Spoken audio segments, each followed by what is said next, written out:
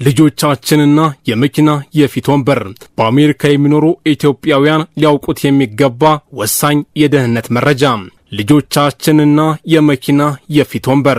ሰላምታችን ይድረስ ውድ የቪኦኤ ቲቪ ተመልካቾች፣ በዛሬው ዝግጅታችን በውጭ ሀገር በተለይም በአሜሪካ ለምንኖር ኢትዮጵያውያን ወላጆች እጅግ አስፈላጊ የሆነን ጉዳይ ይዘንላችሁ ቀርበናል። ይኸውም ልጆቻችን መኪና ውስጥ የፊት ወንበር ላይ መቀመጥ የሚችሉት ከስንት ዓመታቸው ጀምሮ ነው የሚለው ጥያቄ ነው። ሁላችንም በቤተሰቦቻችን ውስጥ የምናውቀው እውነት አለ። ልጆች ትንሽ ከፍ ሲሉ እንደ ትልቅ ሰው ተቆጥረው የፊት ወንበር ላይ ለመቀመጥ ይጓጓሉ።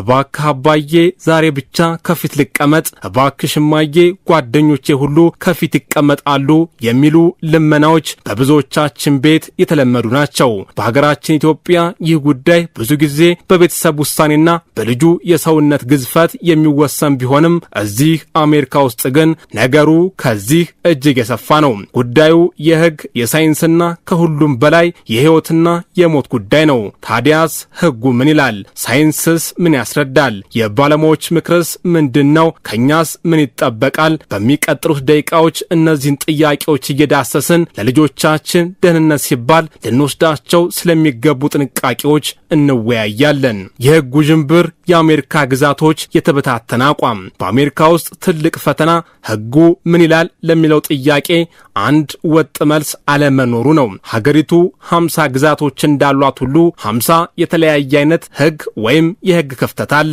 ይህ የሕግ መበታተን ለወላጆች ትልቁ ዥንብርን ይፈጥራል። ይህንኑ ዥንብር ለመረዳት እስቲ ግዛቶቹን በሕጋቸው አይነት ከፋፍለን እንመልከታቸው። በመጀመሪያ ደረጃ አብዛኞቹ ግዛቶች ለማመን በሚከብድ መልኩ ምንም አይነት የተለየ ዝቅተኛ የዕድሜ ገደብ ሕግ የላቸውም። እንደ ሚኒሶታ፣ ቴክሳስ፣ ፍሎሪዳ፣ አላባማ፣ አሪዞና፣ ኢሊኖይ፣ ሜሪላንድ፣ ኦክላሃማና ሌሎችም በርካታ ግዛቶች በዚህ ምድብ ውስጥ ይገኛሉ። ነገር ግን ሕግ ባይኖራቸውም ሁሉም ማለት ይቻላል የባለሙያዎች ምክርን በመከተል ሕፃናት እስከ 13 ዓመታቸው ድረስ ከኋላ እንዲቀመጡ ይመክራሉ። በሌላ በኩል ሌሎች ግዛቶች የባለሙያዎችን ምክር የተቀበለ የሚመስል ጥብቅ ሕግ አወጥተዋል። ለምሳሌ ዋሽንግተንና ዊስኮንሲን ዕድሜው 13 ዓመት መሆን እንዳለበት በግልጽ ሲያስቀምጡ፣ ሉዊዚያና የኋላ መቀመጫ ከሌለ በስተቀር 13 ዓመት እንዲሆን ያዛሉ። ዴላዌርና ሜን ደግሞ 12 ዓመት ከክብደትና ቁመት ጋር አጣምረው ያስገድዳሉ። በእነዚህ ሁለት ጽንፎች መካከል ከ8 እስከ 9 ዓመት የዕድሜ ገደብ ያስቀመጡ ግዛቶች ይገኛሉ። ካሊፎርኒያ ከቁመት ጋር፣ ሮድ አይላንድና ቨርጂኒያ 8 ዓመትን ሲያስቀምጡ፣ ቴነሲ ከቁመት ጋርና ዋዮሚንግ ደግሞ 9 ዓመትን እንደ ዝቅተኛ ገደብ ይጠቀማሉ። ከሁሉም በላይ አነጋጋሪ የሆኑት ደግሞ ከደህንነት አንጻር እጅግ ዝቅተኛ የሚባል ገደብ ያስቀመጡት ግዛቶች ናቸው። ለምሳሌ ሚሽጋንና ኦሃዮ 4 ዓመትን፣ ኖርዝ ካሮላይና 5 ዓመትን ሲፈቅዱ፣ ኮሎራዶ፣ ኒው ሜክሲኮ እናም ቨርመንት ደግሞ 2 ዓመት ብቻ ገደብ አስቀምጠዋል። በእነዚህ ግዛቶች ውስጥ እንኳን የደህንነት ባለሙያዎች ወላጆች በሕጉ ዝቅተኛ ገደብ ሳይሆን በልጆቻቸው ደህንነት ላይ እንዲያተኩሩ አጥብቀው ይመክራሉ። የሳይንስ እውነታ ለምን የኋላ ወንበር? ከዚህ እንደምንረዳው ሕጎቹ የተበታተኑ ናቸው። ታዲያ ወላጆች በዚሁ ዥንብር ውስጥ ሆነው ትክክለኛውን ውሳኔ እንዴት ሊወስኑ ይችላሉ? መልሱ ያለው ከሕግ ወረቀት በላይ በማያወላዳው የሳይንስ እውነታዎች ውስጥ ነው። የሕግ ባለሙያዎች፣ የሕፃናት ሐኪሞችና የአደጋ ደህንነት ተመራማሪዎች ሁሉ በአንድ ድምፅ የሚስማሙበት አንድ እውነት አለ። ዕድሜያቸው ከ13 ዓመት በታች የሆኑ ሕፃናት በሙሉ መቀመጥ ያለባቸው ከመኪና የኋላ ወንበር ላይ ነው። ምክንያቱ ግልጽና አያስደነግጥም። ይኸውም ኤርባግ በመባል የሚታወቀው የአየር ከረጢት ነው። ኤርባግ የተሰራው ለአዋቂ ሰው አካል ነው። የመኪና አደጋ በሚደርስበት ወቅት ኤርባግ በሰዓት ከ320 ኪሎ ሜትር በላይ በሆነ ፍጥነት ልክ እንደ ቁጥጥር ያለው ፍንዳታ ይተነፍሳል።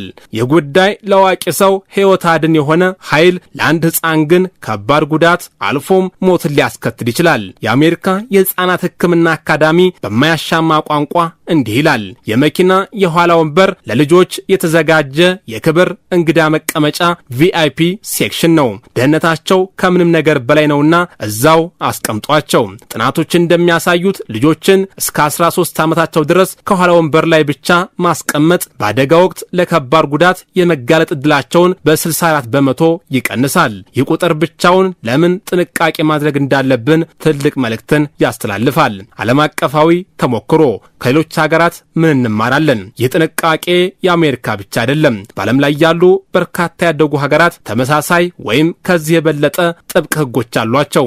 ስዊድን በመኪና ደህንነት ጥናትና ምርምር ቀዳሚ የሆነችው ስዊድን ዕድሜ ብቻ ሳይሆን ቁመትን መሰረት ያደረገ ሕግ አላት። ጀርመንን ስንመለከት ደግሞ ዕድሜያቸው ከ12 ዓመት በታች የሆኑ ወይም ቁመታቸው ከ1 ሜትር ከ50 ሴንቲሜትር በታች የሆኑ ሕፃናት ከፊት መቀመጥ አይችሉም። አውስትራሊያ ዕድሜያቸው ከ12 ዓመት በታች የሆኑ ሕፃናት ከፊት ወንበር ላይ እንዳይቀመጡ ጥብቅ ምክርና ሕግ አላት። ይህ የሚያሳየን ጉዳዩ የባህልና የልማድ ሳይሆን በሳይንሳዊ ማስረጃ ላይ የተመሰረተ ዓለም አቀፋዊ የደህንነት መርህ መሆኑን ነው።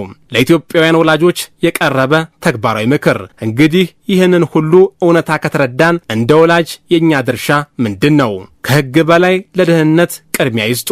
የምንኖርበት ግዛት ሕግ ባይኖረውም እንኳን የባለሙያዎችን የ13 ዓመት ገደብ እንደ ራሳችን የቤተሰብ ሕግ እንውሰደው። ለልጆ ለምን እንደሆነ ያስረዷቸው። አይሆንም ከማለት ይልቅ ምክንያቱን በእርጋታ ማስረዳት ወሳኝ ጉዳይ ነው። ይህ ሕግ ብቻ ሳይሆን አንተን አንቺን ስለምንወድሽ የምናደርገው ጥንቃቄ ነው በማለት በፍቅር ማሳመን ያስፈልጋል። የጓደኛ ጫናን በጋራ እንመክት። ልጃችን ጓደኞቼ ግን ሲለን ከሌሎች ወላጆች ጋር በመነጋገር የጋራ ግንዛቤ መፍጠር እንችላለን። ልዩ ሁኔታዎችን ይወቁ።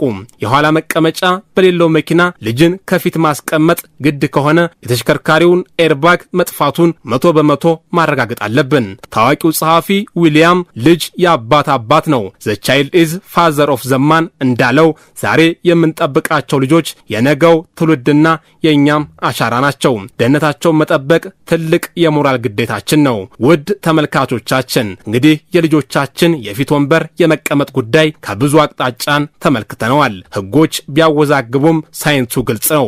ምክሩ አንድና አንድ ነው። እስከ 13 ዓመታቸው ድረስ የልጆቻችን ቦታ ከኋላ ነው። ይህ ውሳኔ አንዳንድ ጊዜ ከልጆቻችን ጋር የሚያከራክር ቢሆንም ከጸጸትና ከማይመለስ ሐዘን የሚታደገን የፍቅር ውሳኔ ነው። የልጆቻችን ደህንነት መጠበቅ ባህላችንና ማንነታችንን በባዕድ ሀገር ከመጠበቅ ያላነሰ ትልቅ ትርጉም አለው። ሕጋዊ ማሳሰቢያ። ይህ ዘገባ ለመረጃና ለትምህርት ዓላማ ብቻ የተዘጋጀ ነው። እያንዳንዱ ግዛት የራሱ ሕግ ስላለው በሚኖርበት አካባቢ ያለውን ወቅታዊ ሕግ መመልከትና የተሽከርካሪዎችን የአምራች መመሪያ ማንበብ ተገቢ ነው። የሶስት ቀናት ቀነ ገደብ። የመኖሪያ ቤታቸውን ለንግድ የዋሉ የአዲስ አበባ ነዋሪዎች አጣብቂኝ ውስጥ ገብተዋል። በአዲስ አበባ ከተማ በሺዎች የሚቆጠሩ ነዋሪዎች የዕለት ተዕለት ኑሯቸውን ለማሸነፍ በመኖሪያ ቤታቸው የጀመሯቸውን ትናንሽ ንግዶች በአንድ ጀንበር ህልውናቸው አደጋ ላይ ወድቋል። ከሰሞኑ በአቃቂ ቃሊቲ፣ በለሚ ኩራ፣ በንፋስ ስልክ ላፍቶና በጉለሌ ክፍለ ከተሞች የሚገኙ በርካታ ነዋሪዎች በራቸው ላይ በተለጠፈ ወይም በእጃቸው በገባ አንድ የማስጠንቀቂያ ወረቀት የዓመታት ልፋታቸው ምና ሊቀር እንደሚችል ተረድተዋል። ታሪኩ የሚጀምረው የክፍለ ከተማ ሰራተኞች ነን ያሉ ግለሰቦች መሬትን ከተፈቀደለት አገልግሎት ውጪ ለንግድ ሥራ አውላችኋል የሚል ክስ የያዘ ደብዳቤ ይዘው ብቅ ሲሉ ነው። ደብዳቤው ግልጽና ቀጭን ትዕዛዝን ይዟል። ማስጠንቀቂያው ከደረሳችሁበት ቀን ጀምሮ በ3 የሥራ ቀናት ውስጥ የይዞታ ማረጋገጫ ካርታ፣ የሊዙልና የክፍያ ደረሰኛችሁን ይዛችሁ በአቅራቢያችሁ በሚገኘው የመሬት አስተዳደር ጽሕፈት ቤት እንድትቀርቡ። ይህ በከተማ አቀፍ ደረጃ እየተተገበረ ያለ ቀጣይነት ያለው ዘመቻ መሆኑን አንድ የንፋስ ስልክ ላፍቶ ክፍለ ከተማ ኃላፊ አረጋግጧል። ለነዋሪዎቹ ግን ይህ የ3 ቀናት ቀነ ገደብ ሊወጡት የማይችሉት አጣብቂኝ ውስጥ ከቷቸዋል። ነዋሪዎቹ ጽሕፈት ቤት ሲደርሱ የሚጠብቃቸው 2 መራር አማራጮች ናቸው። የመጀመሪያው አማራጭ የመኖሪያ ይዞታቸውን ወደ ንግድ ይዞታ በሕጋዊ መንገድ መቀየር ነው። ይህን ለማድረግ ግን በሚሊዮኖች የሚቆጠር ብር እንዲከፍሉ ይጠየቃሉ።